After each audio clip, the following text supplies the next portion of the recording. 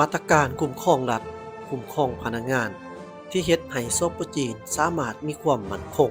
ทางการเมืองและมีเศรษฐกิจขยายตัวอย่างต่อเนื่องคือการปราบปรามพนักงานสอรัฐบังหลวงต้องใช้มาตรการเด็ดขาดสถานเดียวการศึกษาอบรมหรือปลดตำแหน่งหรือย้ายบ่อนเฮ็ดเวียกบ่แม่นทางแก้เพราะพนักงานทุกคนรู้ระเบียบและข้อห้ามของการเป็นรัฐกรแล้วบ่แม่นคนเกิดหนังสือประธานประเทศแห่งโซเปจีนท่านสีจิ้นผิงอยากพัฒนาศาสตร์ให้เจริญก้าวหน้าก่อนอื่นต้องกำจัดพนักงานที่เสียถาดขาดคุณขาดจรรยาบรรณสอราชบังหลวงขาดความสามารถ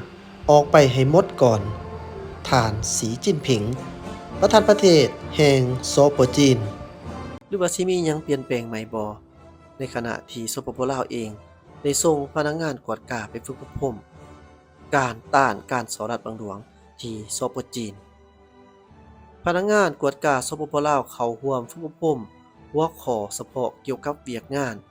ต้านการสอรัฐบังหลวงอยู่โซโปจีนในระหว่างวันที่8ถึง14มิถุนายน2025พนักงานกวดกาของศูนย์กลางและท้องถิ่นสปปลาว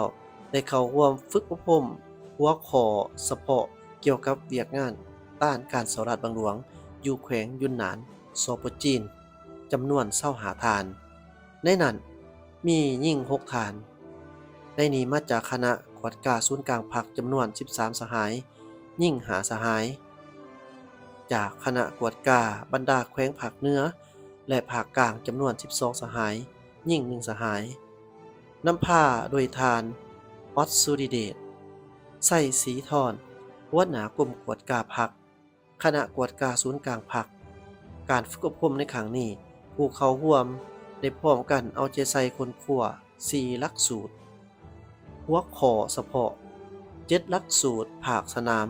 และมี3หลักสูตรสัมผัสคือหลักสูตรหัวข้อเฉพาะประกอบมีข้อเสนอและประสบการณ์ของพรรคคอมมิวนิสต์จีน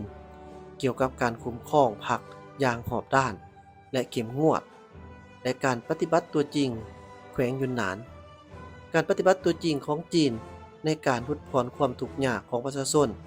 ประสบการณ์และการปฏิบัติตัวจริงของจีนในการลบล้างความทุกข์ยากอย่างถูกเป้าหมายการทำใส่ข้อมูลและเทคนิคปัญญาประดิษฐ์หรือ AI ในการต้านการสอรัฐบังหลวง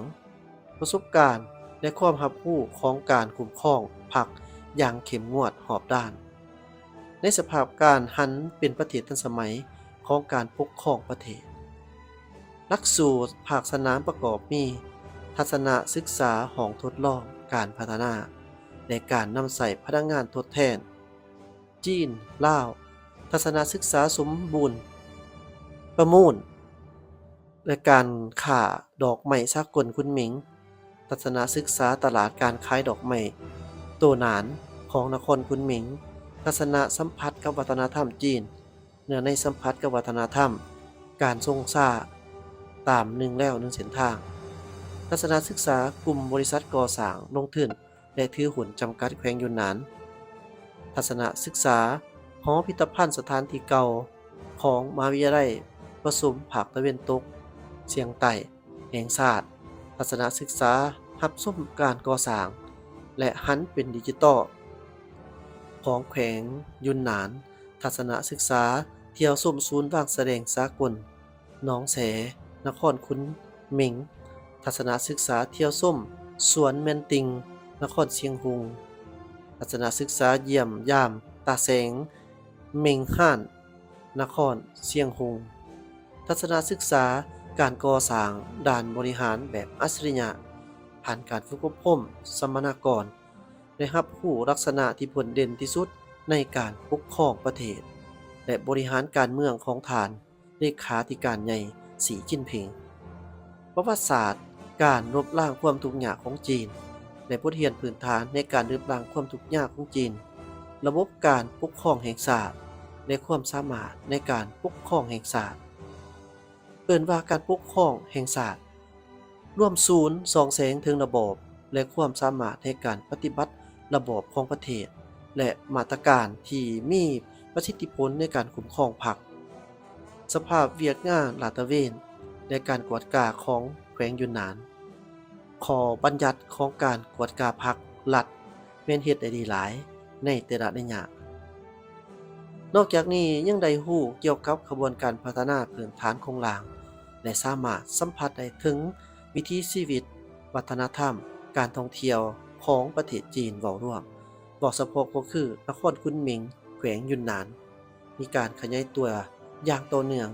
ซึ่งเป็นบทเรียนอันหนึ่งให้แก่นักสมนากรได้นำมาสมเทียบใส่สปปลาว